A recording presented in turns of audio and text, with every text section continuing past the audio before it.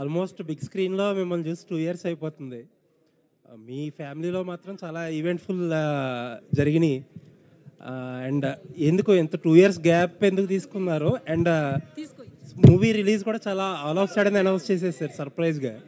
వెంటనే 2 రోజులకో పాట ఇచ్చేస్తున్నారు, ఈవెంట్లు అంటున్నారు. ఏంటి ఇంత అప్పుడు దాకా లేట్ ఏంటి? ఇప్పుడు సడెన్‌గా హరీ ఏంటి? సో దీని గురించి మాట్లాడంటే 2 ఏళ్ళు ఎందుకు వచ్చిందంటే ప్లాన్డ్గా ఏం చేయలేదు. యాక్చువల్లీ 2-3 సినిమాలు ఇదే బ్యానర్లో చేయాల్సింది.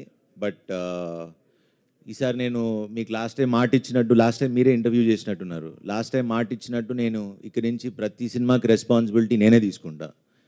ఐ విల్ బి, సినిమా బాగున్నా బాగోపోయినా అది నా బాధ్యతగా ఫీల్ అవుతున్నా, తీసుకుంటా. సో ఖచ్చితంగా ఈసారి నేను హిట్ కొట్టాలి, జనాలు మీరు పెట్టే 150 రూపాయలకి నేను ఆన్సరబుల్గా ఉండాలి అని నేను నమ్మి ఒళ్ళు జాగ్రత్త పెట్టుకుని వీళ్ళందరినీ మామూలుగా ఇబ్బంది పెట్టలేదు.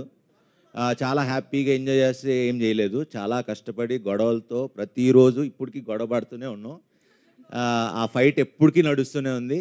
ఎందుకంటే సినిమా బాగా రావాలని చేసే ప్రయత్నంలో ఈ గొడవలు తప్పితే మాకు we all believe in our selfs. And శ్రీరామ్ని ఇప్పుడు దాకా తను చేసిన సినిమాలు నాకు తెలియదు, కానీ ఒక కొత్త శ్రీరామ్ని, కొత్త సినిమాని చూస్తారు మీరు, పెద్ద సినిమాని చూస్తారు.